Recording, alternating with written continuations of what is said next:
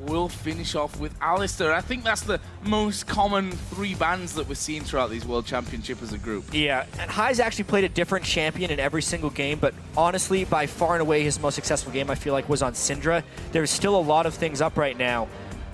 I would love it if Cloud9 picked Syndra here. As the first choice, will they dare do that? We know Cloud9 is a team who are very snappy when it comes to picks and bans, and actually, it won't be Syndra that's locked in. It's going to be a first pick Zed for High. So that's sort of a takeaway from Goong, but Goong also does play Ahri too, which is, as we've seen, a skill matchup with Zed and Peke. When he ran that matchup, he got the advantage in it. Interesting, again, they are focusing here at Gorilla. They snatch up that Nami as soon as they can. We don't get to see the Janna again.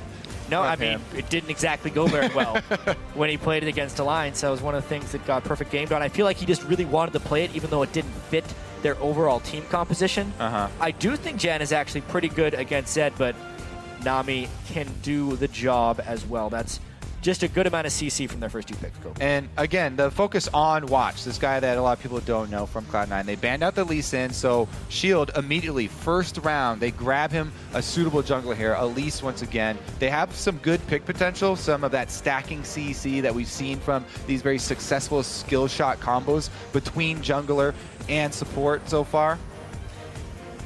Cloud9 picking away Corki is so smart at this point because they can't afford to just wait till the late game against White Shield.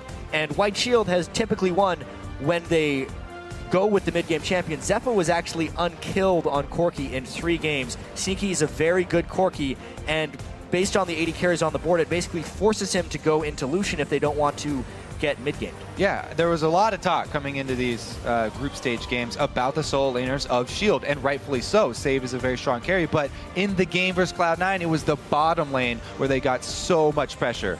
We do see the Ahri coming through. And along with Kayle, which honestly, top lane Kales, have they impressed us so far this tournament? I go ahead and just guess that you're going to say no. I'll say inconsistently unimpressive. Because there's been slight moments of impressiveness, especially when we saw it comboed with Twitch well. Actually, that was in one of the Samsung Blue games. And theoretically, Najin White Shield could still go with that type of composition. Yeah, and the thing about running with Kayle, almost all Kayle compositions are very delicate compositions, so you have to have that communication with your team. Your team definitely has to be in sync to make use of it. This ultimate is all about blocking damage, not putting it as an emergency ultimate on somebody who's already low. It's all about the right timing to block big spells. Well, we'll see if they can combo that up for Cloud9 here. We are going to be seeing Janna for Lemon Nation, and Balls going to get his hands on Rumble. Already seen it come out for him once, and we know how good of a Rumble player Balls is. Yeah, this is definitely going to give him much more of a chance to shine through than last time when he was on Lulu. It also gives him that massive mid-game spike, the Corki Trinity Force champion plus the Rumble. We've said it so many times, but even Zed does funnel into that too, even with just a couple items. So much discussion about the draft. Cloud9 got most of their favorite champions across the board. If you had to say which champion is X player best on, Cloud9 has at least 3, arguably 5. Right? Because Balls best on Rumble, High best on Zed, Lemon best on Janna, Sneaky and Meteos, there's a few champions up near the top. Yeah, and I have to say, they're going to have to worry about all these picks from Shield, because even though this comp from Shield is delicate, if they do perform with that timing and with that precision, it's been so deadly. We've seen it so many times. And the last thing is there's such a small amount of lockdown for the Twitch. If he opens up in the right spot with a Kayle ult on, there's not much Cloud9 can do to stop it. As you mentioned, we have seen glimmers of that combo actually working out for some teams. Of course, we should go over the main storyline of this game because there are a couple of different outcomes. Of course, if Cloud9 are able to win, they secure their spot in the quarterfinals and knock Alliance out.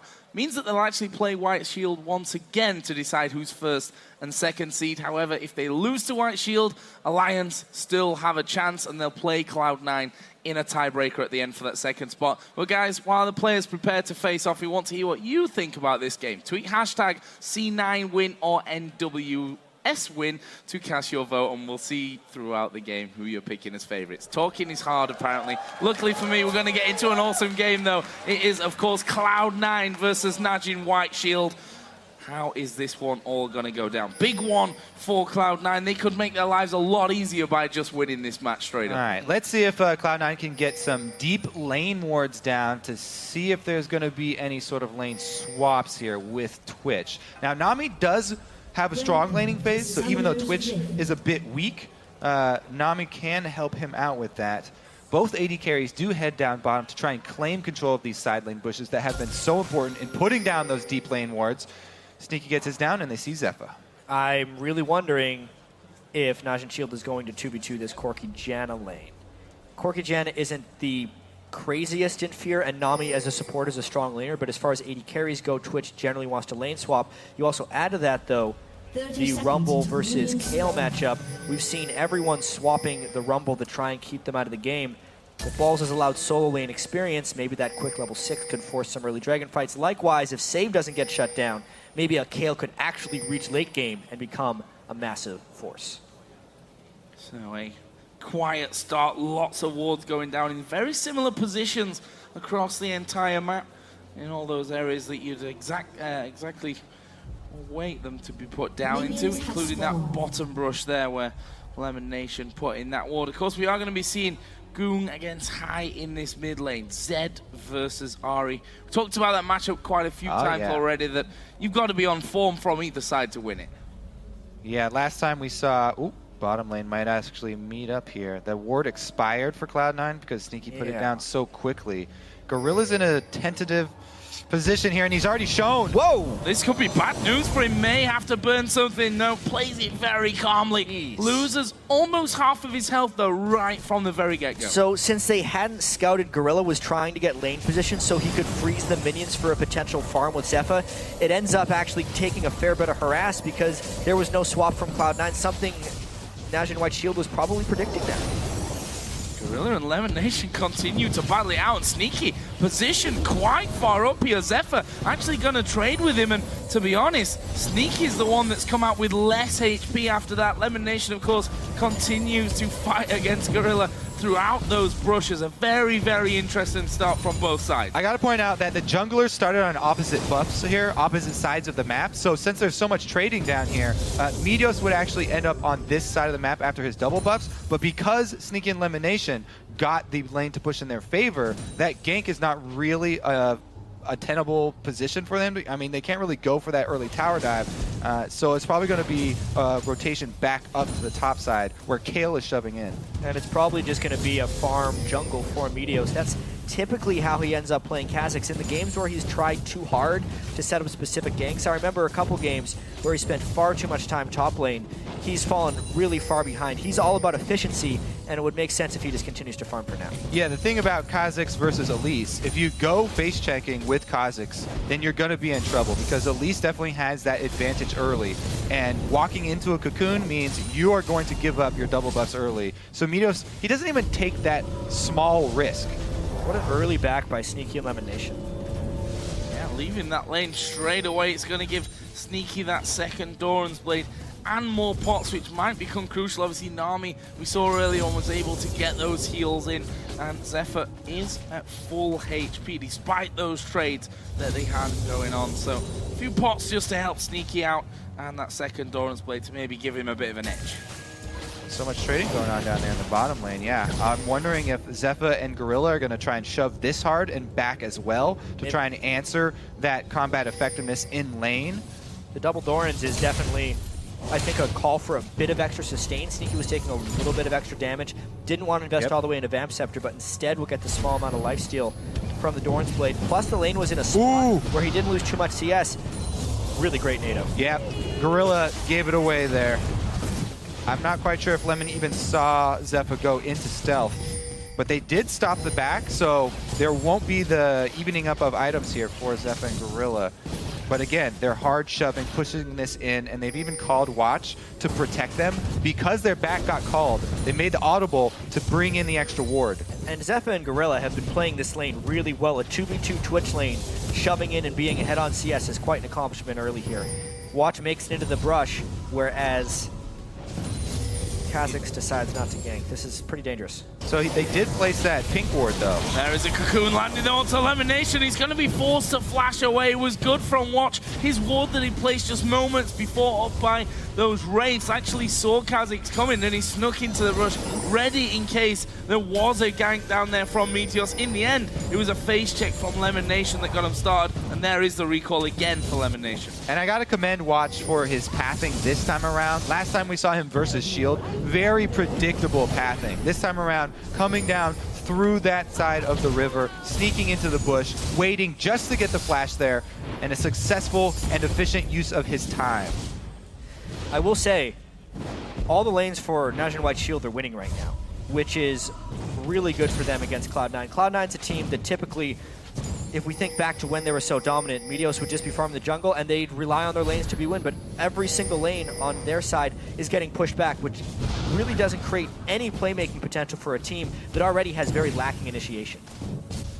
See how Meteos decides to remedy that, actually picking himself up an extra ward. Obviously switching out to that sweeper lens so he can try and get some control. Currently soaking up a bit of experience in that mid lane, since we did see High recalling for the first time to come back into lane with a Cutlass.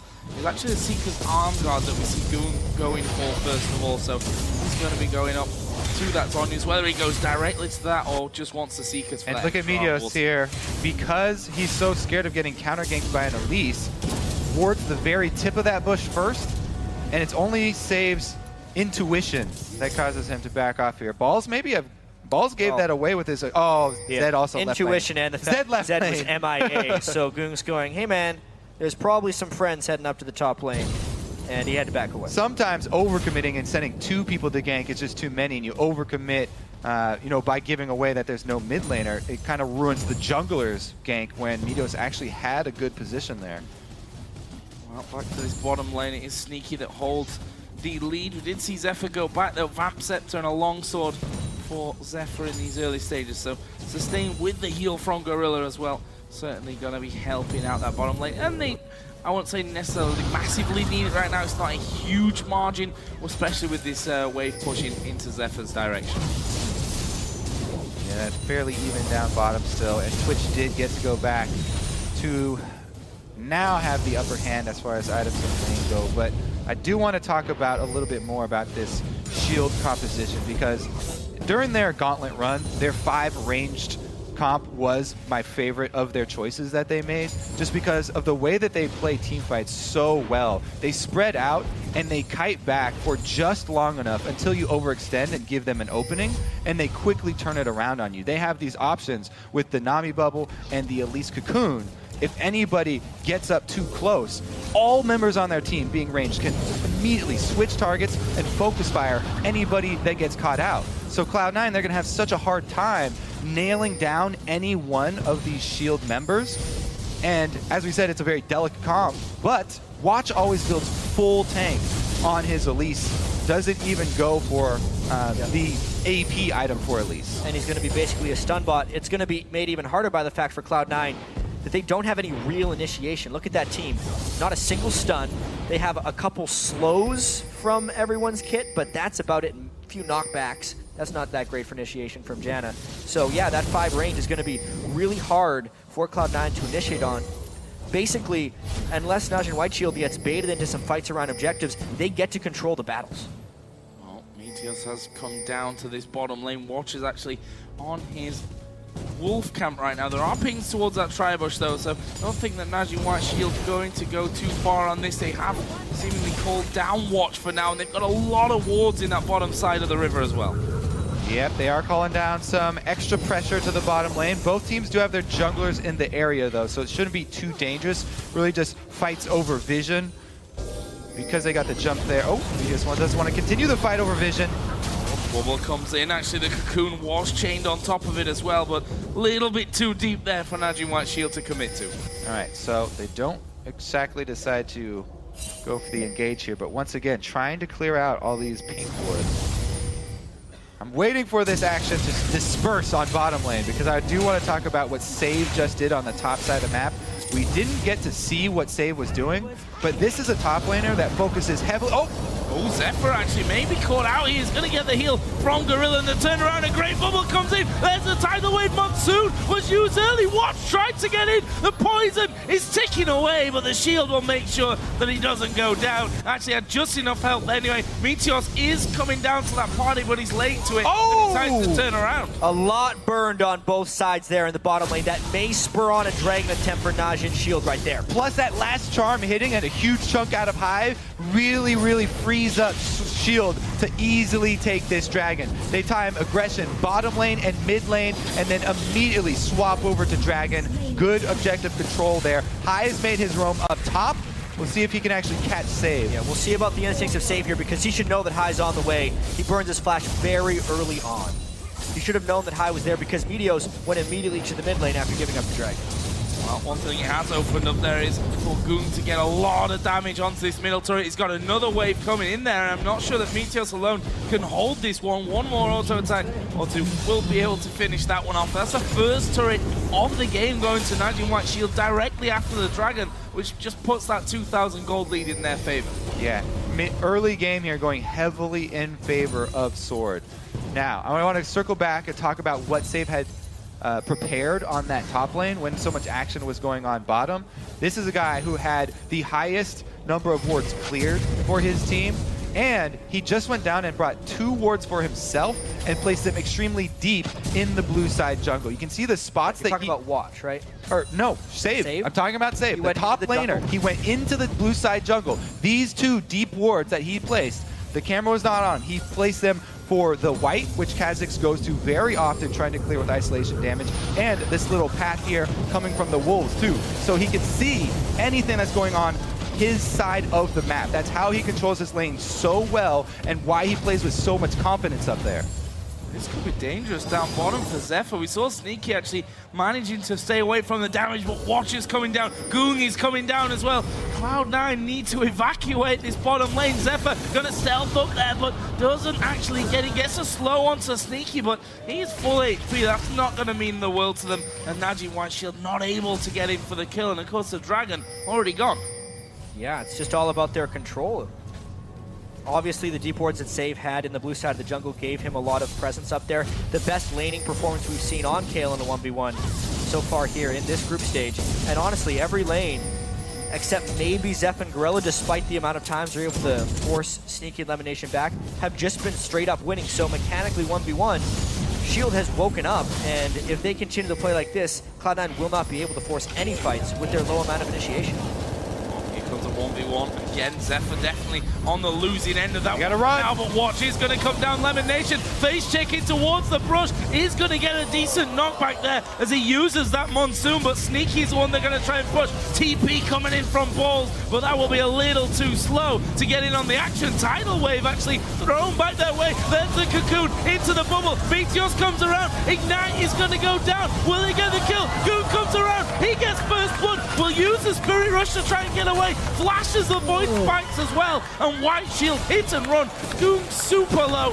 Zephyr even lower after that. Zephyr flashed off of the Rumble ulti with double-digit HP. Almost died there to the burn, but the split second that he got his flash off saves him, and they get away with a sneaky kill. This is what I'm talking about with the way that Shield play these 5 range comps.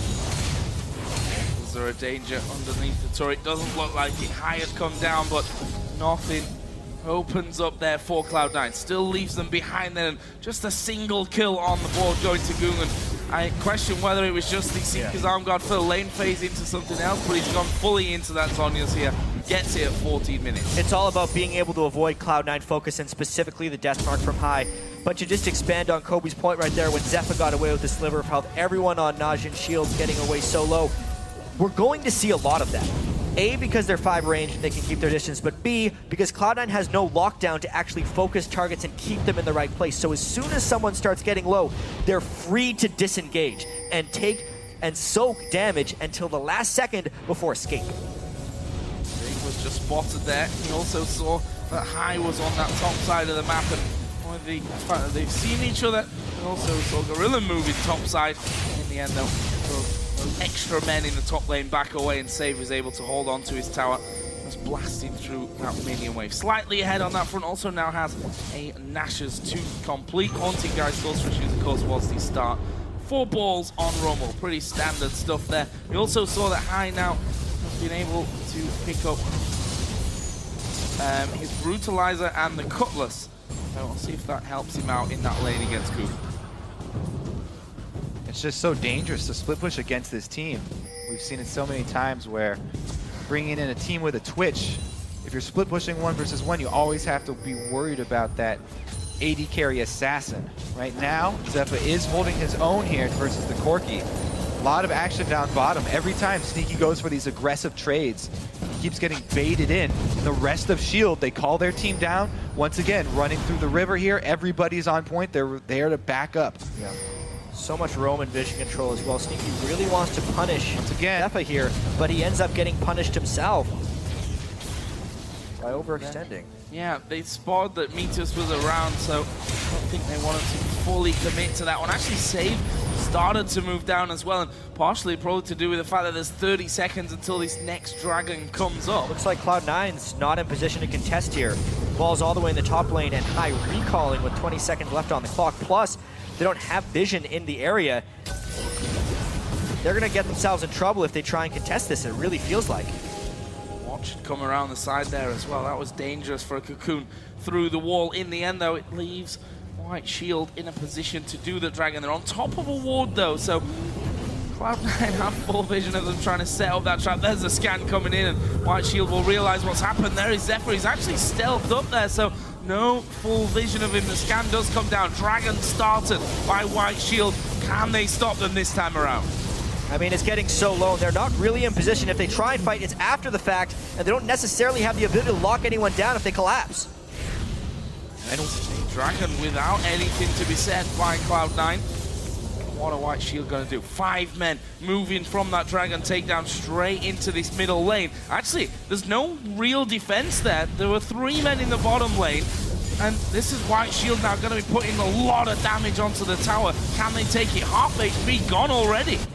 Looks like they're waiting in the wings here. Cloud9 might engage. Oh, they're going to push it from the side. Balls. Where is he going to go? Equalizer onto 3 of them. Deathmark goes to the back. Watch is definitely going down. Goon may fall as well. He's super low. Gorilla comes in from the side. Tries the bubble, which she doesn't need in the end. And that will be a 2 for nothing. They got to shove back up mid and get a turret off of this. Cloud9 needs some extra global gold to even this game right back up. They've got a minion wave. They got control of mid. As far as the goal goes, though, Kobe, they can even it out really easily. They didn't even lose that interior turret, despite losing most of itself, and Sneaky was able to take the side turret while the fight was happening mid. Outer turret down for Cloud9. That actually gives them the turret lead and closes up the goal to just a 200 difference. They're going to be stealing away a blue buff as well, and so that won't be going over to Goom. Nice moves overall from Cloud9. Yeah, that was a combination of Shield being a little bit greedy. They sent Zephyr up top to answer AD carry split down bottom for AD carry split up top to get that farm, and they thought they could just 4-man this mid, but it was a beautiful Rumble ulti from Balls. Watch the position. He lines it up right next to the wall, so it doesn't even have to be straight in a corridor. It's right next to the wall. Everybody's through it, and High got a great ulti off with Zed timing it. Both members tried to jump away as soon as the ulti went off, so he traveled with them to get that huge chunk. That's the way Cloud9 has to fight if they want to be able to actually get kills, but it requires Najin Shield to be pushed up pretty far because the chase distance in order to actually close those kills is really great. If Najin Shield is turtling or if Cloud9 is doing an objective, it's going to be much more difficult for them to find those fights. But that is just a really great sign for Cloud9 that they could find those fights, especially now that Meteos has gotten his second evolve, more slow from his W, better chase from Cloud9. Again, focus down bottom here though, and they've got the red side warded up, so Shield are going to see the reinforcements coming. It's up to Lemonation to shield the turret as much as he can. Honestly, didn't really do too much damage there, White Shield on that one. Still holding vision control. That's something that we've seen quite often out of these Korean sides when they kind of have that fight and realize that Dragon's gone down and that area might not be priority anymore for the blue side. They'll go in and try and get those deep wards in position so that they can keep a hold of that. Also means that they can more safely push the bottom side of the map. Yeah, and it's so important for Shield to do that because they love running these champions that pick people off from Fog of War. They're all about getting this deep coverage and keeping it that way. Cloud9, though, have defensively warded fairly well on that side of the map now because they've seen how much Shield are focusing down there. Right now, though, Zephyr free farm at the bottom, 5 members of Cloud9 up top, so they need to make a play up top because they know the AD carry's not there. Right now, they're just getting vision. It's a Trinity Force window for Cloud9. Whenever Corki hits his Trinity Force, what is that team able to do with said advantage? Because Zephyr, with that split push, being able to take down turrets will become more and more powerful. He can get a Ghost Blade, even now with the Blade of the Ruined King, he can start picking people off. It's all about the team fight right now with a level 12 Rumble who has his Leandries and a Trinity Force on Corki. So they do answer up top side. I like that they answer in a trade rather than trying to run down to defend because Zephyr already had position down bottom. So Cloud9, they commit to this top side. They've warded up red side. Now it's them looking in the bush for a pick. Goom walks right by. Death mark down, but I don't think there's enough damage in there. Goon lost half of his health bar. Cloud9 utilizing those deeper wards that they've got in, even finishing off that red camp as well. Cloud9 really sticking together, trying to make picks of their own inside of the enemy jungle. If you look at the gold, there's basically 100 gold that separates them. And remember how delicate this team from Shield actually is. If Cloud9 ever blow up Zephyr, then they will have a huge advantage because you can see already 2 Hex Drinkers coming out. Most of the other damage on Shield is magic damage. Well, Ari's got true damage and Kill is sort of split. So they do have other answers, but if Twitch ever goes down, that is the main point of power for this Shield team. Absolutely. It's a good thing they have a Kayle intervention as well. I mean, we mentioned how squishy or fragile the Najin White Shield composition is. Cloud9's comp is just as fragile. They don't have a tank line either, but they don't have that invulnerability. So if the team fights get late game, Cloud9 can't actually pile through to get to Twitch because Twitch will kill him before the intervention goes off. No one's going to be able to tank up enough to actually disrupt him well. So Cloud9 really has to act fast to make this game fall in their favor. Yeah, both teams really. It's going to be all about the positioning and those couple of seconds of damage exchange because both teams are packing a lot of damage. While they have a Kayle ultimate for Shield, Rumble ultimate can get multiple people low at the same time. So there are answers on both sides. Right now, once again, Shield are split. They're 4-1, and Cloud9 are trying to answer. So top turret goes down. They've got everybody committed to the Dragon to get vision around it. And if Shield funnel through one of these corridors, that would be the Rumble ult they're looking for. Going for Gorilla here. He throws a tidal wave, which catches a few of them. Will it be enough to keep him alive? Actually surviving for now. Oh, they're going for Zephyr. There is the invulnerability. Balls goes low as well. This is a big, messy fight. Meteos will jump away, but Goon chases through. Not quite enough damage with the orb. On his return, he gets the kill. But Sneaky, he's still going. Where is he going to head to? He stood on a ward. Save going around the other side. I think that's the end of that fight now. Or is it? Meteos being chased down. Good thing they got that vision first. Good thing they got that vision first. 3-for-2 trade. You can tell how close these battles are. They balance on the point of a knife's edge. And that's the explosiveness we're going to see in all of these fights. This Dragon is not convinced yet about who is going to go to because they're so safe. Oh, Dragon at half HP. Cloud9 starts to move away. Save is going to burst down Lemon Nation. Meteos sneaky in the back. But here comes Balls from the side. Dragon, where does he go? He goes to Najin White Shield. Save surely going to die to Balls though. But he's in trouble himself. Has to flash over the wall. What a bad turn of events for Cloud9 and a fantastic turn of events for White Shield. Save coming in there, popping Lemon Nation, getting a double kill, and then also forcing Meteos out the back of that pit to secure the Dragon for their own team. It was anyone's Dragon once the smite was gone, but Shield comes out big after some bloody fights. Yeah, such a risky play from Cloud9, and Shield capitalized on it perfectly coming down. All right, let's look at the beginning here. So High goes all in on the support. They draw out the exhaust as well. Good Rumble ultimate right on top of Zephyr, and the ult from Lemon makes sure that Zephyr can't even walk forward off it. There's the intervention that you talked about. It does save him for a little bit, but on that side with Meteos, he won't last long. Sneaky from the bottom side, of course, exploding watch, and then he's got Lemon to back him up with the extra attack damage for the shield. Yeah, but looking at the items now, I see Save with the Death Cap and Zephyr with the Ghost Blade. So that combination of Twitch Kale just spiked up huge, and I do not see the same itemization from Cloud9 as far as power spikes. Oh. Shield wants to fight now. One thing that Cloud9 did just get, though, they've got these early Captain Boot upgraded Janna. So we talk about how close these fights are going to be and how important the positioning is. This Cloud9 team has a lot of extra speed that they can work with.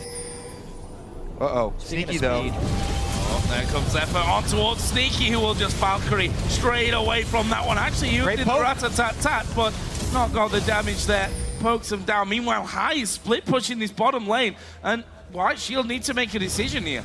Well, it looks like they are going to swing back over and try and cut him off. It's up to the rest of Cloud9 to keep up the pressure or tell High to back off. Back off.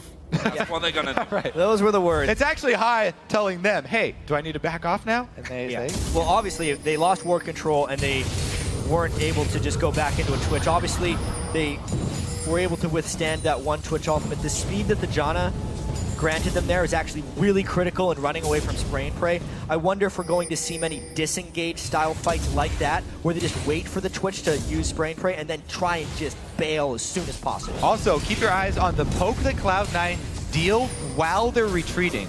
They're dealing out damage in between attack moves here. So as Sneaky's walking away, he's throwing the missiles back, so is Meteos from the side, and they chunked Zephyr just as hard as he chunked Sneaky in that exchange. Red Bull nicely picked up for Cloud9. Have a look at the gold tier. Just 3,000 separates them. That's just 3,000. It's a decent chunk at this point. 26 minutes in. Cloud9 actually looking at Baron here. There's no vision, funnily enough, on that area of the map for Najin White Shield, which means Cloud9 basically have free reign up towards that tri-bush. However, they've spotted High now going to that top lane. White Shield are moving in from the bottom side. Pink Ward in the death brush will spot them. They've got position on this mid lane here. Cloud9 look like they're going to commit to the split push, so they're going to leave High up there, but they can't get behind this turret in time. Well, it was way too low anyway, so that one goes down. It's going to be that inhibitor turret defense. They need to use a Rumble ult probably to get him off this. This is really poor positioning for Cloud9. Najin White Shield gets almost the whole turret. Oh no, almost about it. They're going to take it here. Zephyr will finish that one off, and that is the exchange that Cloud9 have taken, but will they keep going? High is pushing up there, and he's going to be chunking through that one. We see the recall coming in. Goon specifically will be the first one to get back, but High's already got this turret down to less than half, and you know what? I think he might have this one. Home Guard is going to come in. There is the full push. In comes the death mark up from High. He wants the tower. He gets the tower. Zonya's to get away from the damage. High will get off with his shadows. For now, unfortunately, the whole team's there. That's why Goon lets him walk away. He knows he's got teammates coming in to cut off High. Mission accomplished for High, though. He at least got that turret down. So in the end, it was an exchange of inhibitor turrets, but the extra kill going over to Shield, as well as control the map so they can set up more vision for those picks. The mid-game picks are going to be crucial here. Such an interesting game. White Shield, of course, already through to the quarterfinals. Win here means that they get that top seed, and I think from their point of view, avoid Samsung Blue in the next round is a big part of this one. Of course, if Cloud9 win, they'll have to play this game all over again later on today to decide the 1 and 2 seed. Alliance, I'm sure, waiting backstage somewhere, watching this game with bated breath and really cheering Najin White Shield on. Yeah, either way, Cloud9 are going to play another game today. We're going to determine, will it be for first in the group or will it be for second? Definitely changes the mindset they would have going into that game, but all eyes are on this one for them. They're still in this. However, this team composition from White Shield is really, really dangerous. And honestly, Cloud9 doesn't seem like they have the tools to deal with this Twitch Kale. Mid-game pick, here it is. Zeph on the front line. Oh, there is a tidal wave going through Lemon Nation. Preemptive flash there, and I think that's got him away from danger as he goes, puts down the DFG. Got one more charge. The charm goes wide, but they've got Sneaky. He will just walk out as well, and that means that they can actually turn around a little bit more damage there, Cloud9. Close, though, on a couple of fronts. The early flash from Lemon Nation saved him. Wow, yeah, exactly. Lemon Nation. I mean, while this Janna is providing speed to the whole team, the speed boosts on individual targets for Shield are immense. So they put the Nami and the Kayle onto Zeppa. He can position very, very easily, and they get enough of a health advantage out of that engage to take the objectives. Even though they didn't land the kill, because of the repeated waves of target swaps from Shield, they chunked down so many members of Cloud9. Well, they have control of the map. It's just the fact that Cloud9 can't retaliate when Shield does that, so they get enough damage done on them. And now, how do you actually run away from this? Well, that's the problem that they're having, isn't it? As the charm comes in as well, he lands on balls. Meteor's still running. Can they actually finish off? No, he will Valkyrie out of there, and Meteor High split pushing again. Stars. High is split pushing. He's going for the inhib. Is there a recall? Yes, but it's Nami. That's a squishy fish. You can't kill off a Zed with that thing. Well, he could delay a Zed, though, so it would be tricky for High to stay around. He does decide to play it safe because they lost all vision. Once again, the vision from Shield, they're so diligent about their mid-game vision, especially with these pick comps, that it just removes so many options from Cloud9. And what it's showing us as well, team fight after team fight, is that Cloud9 just has to duck and run as soon as they see the Twitch. If they decide to turn, it's the Kayle ult. So they really have to take a punch from Najin White Shield and then try and land a counter, which so far, they take so much heat from the first punch, they're not ready for the counter, and Shield uses it to get dragons, they use it to get turrets. High split push is kind of the only chance they have, but even at that point, Save is getting to a point where he might just be able to kill High. Yeah, that first punch is a doozy of an uppercut.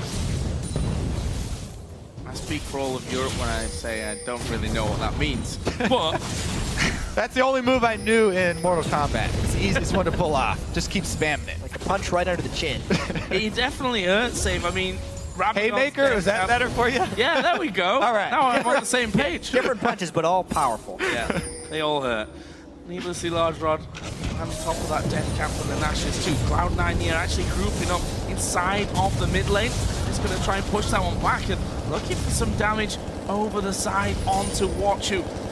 Continued that build that he goes with the release into, you know, the tanky type of build. Also got the haunted guys in there though as well, just to make sure that he is doing a little bit more extra damage. So we've seen Shield start almost every fight. If Cloud9 could somehow get High in a flank, ulting onto Kayle to force Kayle and ult on herself, then they could jump onto Zepha's Twitch. I feel like that's the only situation in a team fight where Cloud9 can come out ahead. They are dead set on the split push strategy, however. Alright, still going. White Shield around the halfway point of the map. Will they pull a recall? Will Zephyr go stealth and go into the front? Gets hit with the bomb. A little bit unlucky for him there. Sneaky's got those heat-seeking missiles, actually, courtesy of their sponsor, Air Force Reserve. All right, so they do head up. Once again, though, mid-wards here from Shield. They can keep track of the four-man group. So it's really hard here for High to work with this split push because constantly Shield are coming through their red side jungle and clearing it all out. I mean, we're really seeing why Twitch is such a high-value pick the entire regular season in Korea. It shuts down split push well, and it also creates an amazing... Oh, High's going for it. He's got the minion wave there. It's just a Nami. That would really open him up to getting cut off. Can the rest of the team get vision? Yeah. That's what he's working with. High is just trying to read where the rest of Shield is, and every time Shield pushes back, they can't safely get vision, and they can't actually keep close to Shield either. They gotta have a double threat here, so they're threatening for the Baron at the same time that High is threatening that inhibitor. Teleport here, High's gonna get this inhibitor, but he might die for it. Watch is there on the Baron as well, trying to stop them from doing that. And they've actually pulled them away from Baron, but they do get the inhibitor. There is a death mark going on to Gorilla. I can't see him escaping this one. He doesn't. The splat comes down. Where's High going to go now? He's kind of trapped inside of the base. DFG will be put his way. Goon is surely going to finish him off, but look at the damage back. High does a lot, but not enough. Inhibitor, but that's their main mid laner. That's their only mid laner down, and he's the highest level on the team. That gives 50 seconds here for Shield with a little bit of a power play. Those super minions up top, though, are going to be crucial for Cloud9. They need multiple points of threat for their team to work out. That's why they threatened the inhibitor. At the same time, they timed it with the Baron threat, pulling Shield in 2 different directions. And I think it's very unlikely that Shield tries to force a Baron during the downtime of High, only because we think about their 5 range composition and how, yes, they want to get fights with Zephyr, but the one thing they don't want is to be backed up into a corner where they can never disengage or choose their fight. Baron would do that. They would be a victim to the Rumble Ult and the Quirky Missiles, and it's just not a smart idea for them to face. Those just nerves of steel from High, the main shot caller on this team, the one voice you hear if you get a listen in on their communications in game. He made that commitment to the top lane inhibitor, got it plus the kill to exchange to delay Shield's rebuttal here. Now they do have, they've got full vision control around that Baron.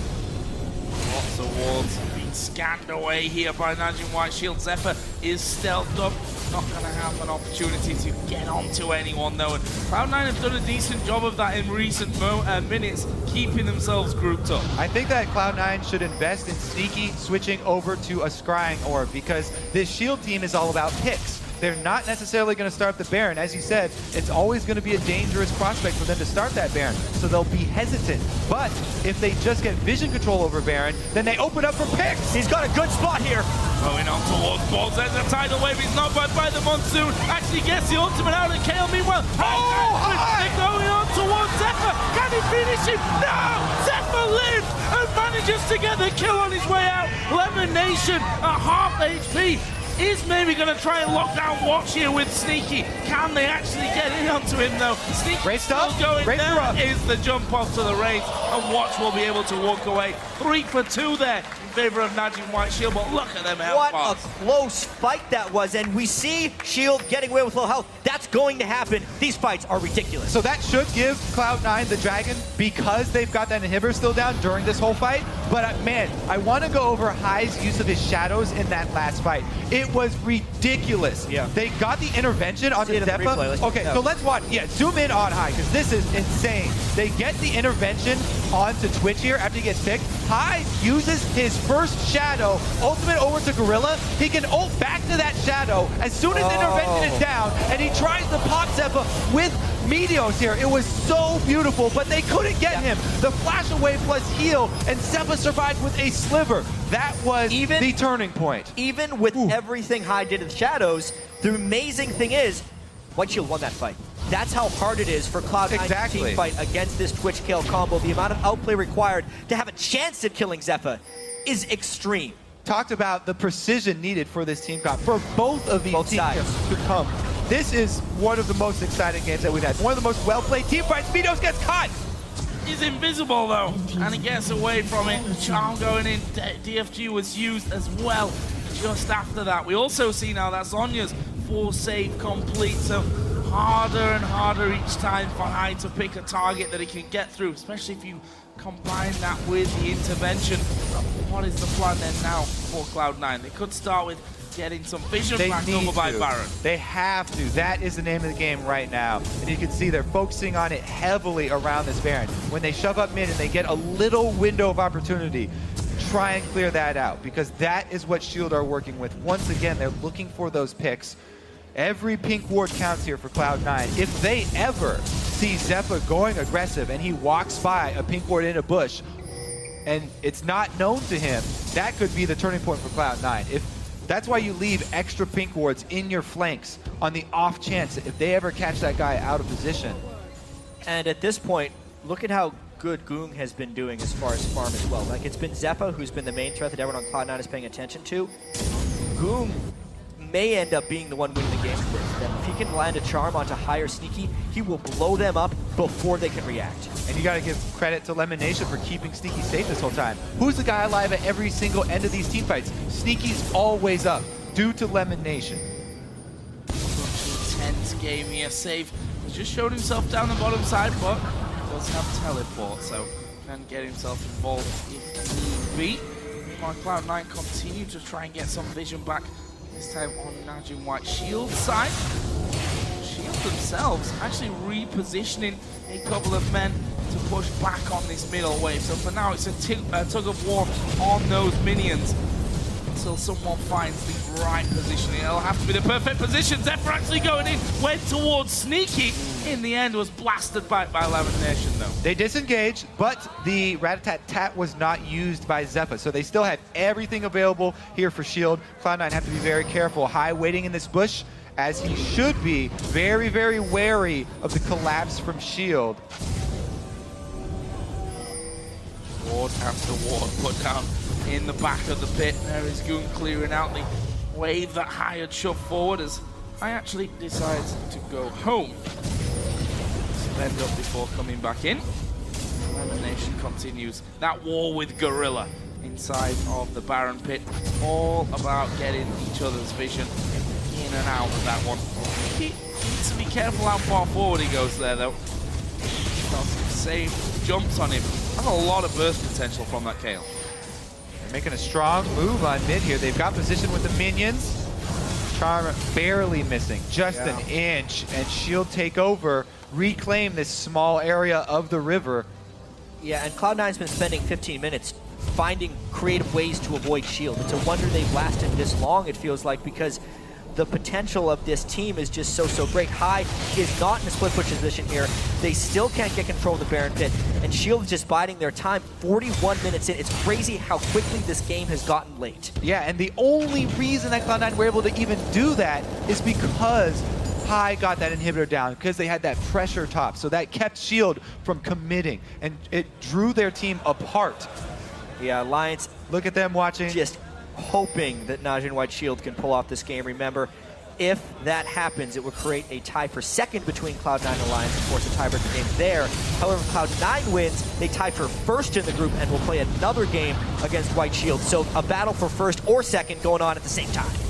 I have to say, Shield have done such a good job of slowly regaining control. He gets revealed, the missiles hit, so they've slowly regained control. They fought until their inhibitor respawned, and then they warded up that top side with a crazy amount of wards to make sure that if High ever goes for that split push again, it'll be really dangerous, and he won't get in for that inhibitor. Now they've regained vision control around Baron, once again looking for the pick. Cloud9 shoving mid, though they know that Shield are not going to start off that Baron. This is where games they're going to get clapped on. This is it. This is it. Turret is going to go low. Zephyr trying to get around the side. He gets us low to balls, but they decide to just back off into the side there on the jungle. Actually, the bottom tower went down. It's a massive minion wave down there. There's two cannon minions just... And they're running up mid here. Cloud9 are out of position. Oh, actually, they got Meteos behind them. High is also behind them here as well. What is the plan? They need to deal with that big minion wave that's already taken a turret on the bottom of the map. The charm from Goon goes wide, and it stays tense here in the middle. Both side lanes are pushing with massive minion waves. Shield are gaining small advantages as time goes on here, and they keep Cloud9 in the middle of the map. This is what Shield does. They won so many late games just letting the minion waves go back and baiting the other team into jumping to them because they have no other choice. Either Cloud9 goes back for the minion waves and gets rid of Baron, or they fight now. Zephyr goes in. Oh, he's going for Sneaky as well. The Valkyrie instantly. Lemon Nation uses the monsoon. Instant equalizer as well. Zephyr stood on top of it. Gets the intervention. Goon at the back. He's going to get one. Sneaky will go for him. Meanwhile, over by the Baron, Meteos gets Zephyr. Gets the reset. High is all over the place and will pick up the kill onto save. Ball still alive. Finished up by Watch. But what Archer's going down as well. So for high. It will be another one. It's Kha'Zix in the end that gets it. That's a 4 for 2. This is a chance for Cloud9 to push. Sneaky let Goon live after that Zhonya's. He wanted to join the rest of his team, so Goon got away with his flash. Now Cloud9 make the decision to go back towards Baron after pinging the turret. This is dangerous. Not have much time. Goon can make this count. If he hits the charm on Sneaky and 100%s him. Meteos low on mana. Gloom does not have an ultimate yet. 30 seconds until save if this one gets delayed. I wonder if Sneaky tries to jump over one charm. They got it low. It's going down quickly, though. No flash to get over the wall, though. That's the danger here. The charm misses. Goong is going to get his W1, but it won't go that far. And there is the Baron going over to Cloud9. They're still 4,000 gold behind, but they've got the Baron, and they got to make it count. The biggest thing about that fight and how great it was for Cloud9, they had 2 GAs going into that. They did not consume either Guardian Angel. The fact that Zephyr opened up and had to use the Kayle ult, the key is without Cloud9 committing. If they commit, Cloud9 loses, but the Rumble ult just intervention blocks nothing. That intervention was completely that Cloud9 just goes in. We said it was all going to be all about blocking damage with it. Meteos jumps in, gets the reset, and they again corner save. Meteos and High in these team fights have been spectacular for Cloud9. Man, you can say what you want about group stages. They have delivered every single day. We are getting these crazy, crazy games. Shield gonna get Dragon Wild. Cloud9 rush up for the inhibitor. They don't have vision of it though, so they aren't committing. They don't have vision. They aren't committing to the inhibitor. They could rush it right now. They could rush it, but they got to be really quick because the recalls have already come down from White Shield. They've got a lot of damage. They've got all 5 men there. Inhib's down. They're backing off.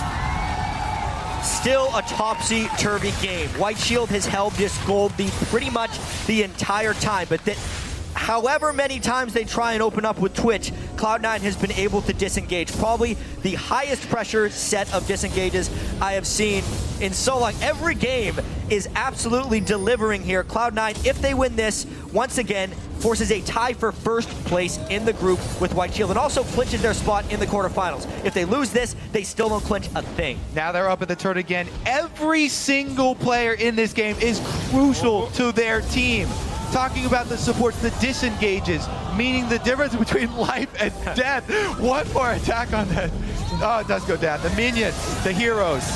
Now it's Cloud9 with the top lane pushing, swinging everybody down bottom. They have the super minion line that's going to go up there. They have the Baron buff. So much control for Cloud9, yet these team fights can be won so quickly still. Well, Zeph is off clearing a super minion wave, so they're conceding everything that's not their inhibitor turret. So I wonder how quickly he can make it over here, though. Yeah, he's got to come over quickly because Cloud9 aren't very messing slow around. rotation. They're Very going slow straight the onto base. it. Are they going to get it? They will take the turret. Will they fight? Here's Zephyr. Trying to stay around. Goon goes in. Balls are going to use his Azonya's really quickly. High at the back. Gets the Guardian Angel down. And that could be problems for them. He's going to come back up. Can they finish off Goon? Oh! No! Shut down. Goon goes low. His GA's pod. Meteos has his Guardian Angel pod. Sneaky, get in there. He's full HP. He could be a hero for Cloud9 right now. Oh! Valkyrie's dead. Oh, he gets stunned up and finished off. It's Zephyr that gets that one for the super minions. They're in the base and they've taken a Nexus turret. You can see how hesitant Sneaky was to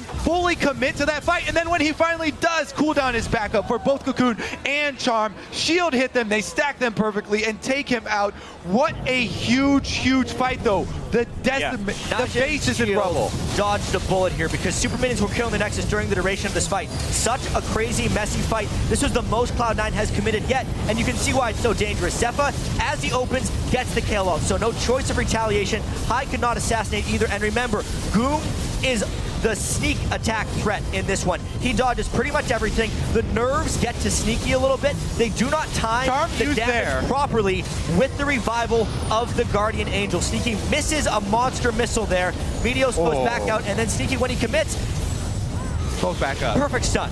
Watch wants to be known. Stuns like that get you known and get you first place in the group. And you talk about that commitment.